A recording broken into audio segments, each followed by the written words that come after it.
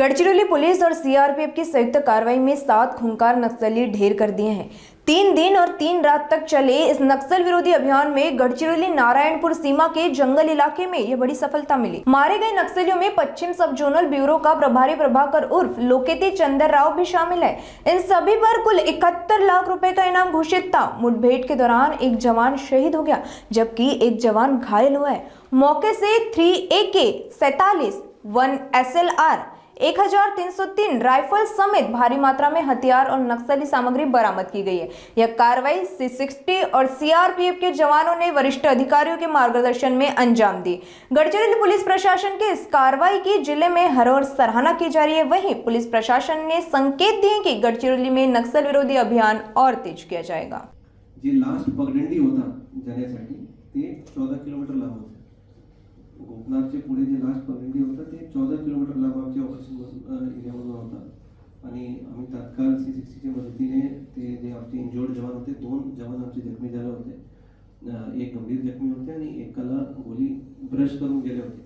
हे दोन्ही जवानांना रात्रभर आम्ही बाहेर काढले आणि फर्स्ट नाईटवर आमच्या हेलिकॉप्टरने त्यांना एअरलिफ्ट करून आणि पर्लकोटा नदीचे पातळीवरून एअरलिफ्ट केले। हेलिपॅडचे लोकेशन नव्हते तिथे आणि तिथून लिफ्ट करून भामरागड सब उपजिल्हा रुग्णालय येथे घेऊन आले। परंतु दुर्दैवाने उपचार दरम्यान त्यांचे दीपक मडावी आमचे जे C60चे सुरवी जवान होते ते शहीद झाले आणि परत जे वसंत जोगा मडावी होते ते त्यांना आम्ही परत एअरलिफ्ट करून गडचिरोलीला आणले आणि त्यांची सध्या परिस्थिती बरं आहे आणि ते धोक्याबाहेर आहे। त्यांचे उपचार सामान्य रुग्णालय गडचिरोलीमध्ये सध्या सुरू आहे।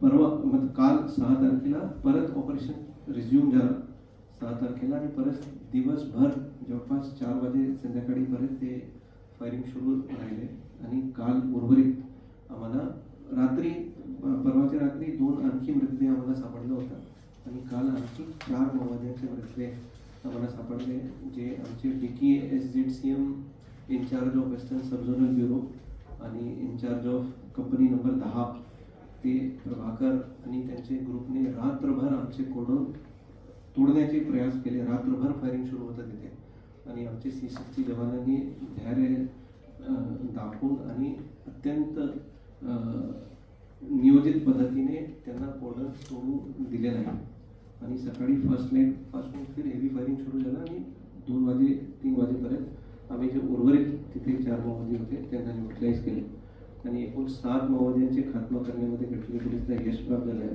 सर्वात मोठा यश हे आहे की जे आमचे शेवट राहिलेले फॉर्मेशन आहे कंपनी नंबर 10 यांचे इन्चार्ज होता लोकेटी चंद्रराव उर्फ पडतल रवी उर्फ प्रभाकर, ते इन्चार्ज होते western sub zonal ब्युरोचे company number 10चे आणि पूर्ण गडचिरोली डिव्हिजनचे किरदरच्या आत्मसमर्पणानंतर गडचिरोली डिव्हिजनचे इन्चार्ज ते होते। ते पूर्वी नॉर्थ गडचिरोली डिव्हिजनचे इन्चार्ज होता। मर्देनटोला एन्काउंटरमध्ये पण ते फसले होते परंतु त्यांनी तिथे पण कोडन मध्ये हेवी फायरिंग करून ज्या एरियाने 10-12 नक्सल पडून गेले होते तिथे पण कोडन तोडून ते गेले होते ते काल न्यूट्रलाइज झालेलं आहे आणि जे मेन थिंक टँक गडचिरोलीचे माओवादचे चळवळीचे जे राहिले होते त्यांना न्यूट्रलाइज करण्यामध्ये गडचिरोली पोलिसला यश प्राप्त झालं आहे। उर्वरित 6 काडरमध्ये आणखी आमचे कंपनी नंबर 10चे 2 काडर आणखी आहे। त्यांचे नाव आहे अनिला कोवाची, ते सुकमाची राहणारी आहे, ते PPCM होते आणि प्रभाकरची गार्ड होती, त्यांच्यावर 8 लाख रुपयाची बक्षीस होते। यांच्या व्यतिरिक्त एक मंगली कुरसाम आहे, वेस्ट बस्तरचे राहणारी आहे छत्तीसगडचे, ते पण प्लटून मेंबर होती कंपनी नंबर 10ची। हे 3 सोडून जे आम्ही पूर्वी सांगितले की एक अननोन फॉर्मेशन छत्तीसगडचे पण तिथे होता त्यांचे पण आयडेंटिफिकेशन झालं आहे। पाबू मोडियाम 30 वर्षाचे आहे, हे दल्ला तहसील अवापल्ली बिजापूरचे राहणारे आहे आणि ते कंपनी नंबर 5 आहे बिजापूरचे, त्यांचे ते इन्चार्ज होते, कमांडर होते कंपनी नंबर 5चे। या व्यतिरिक्त कमेश पदा होता, ते सेंट्रल कमिटी नंबर पोसाचे बॉडीगार्ड होता, नंतर त्यांना स्पेशल प्लाटून माड एरियाचे इन्चार्ज केलं होतं, ते PPCM आहे आणि त्यांच्यावर 8 लाख रुपयाचे बक्षीस होते। त्या व्यतिरिक्त भीमा होडी, ते पण टेकलागुडम जगरगुंडा तालुका कोंटा जिल्हा सुकमा, हे पर्लकोटा LOS चे एरिया कमिटी मेंबर होते, त्यांच्यावर 6 लाख रुपयाचे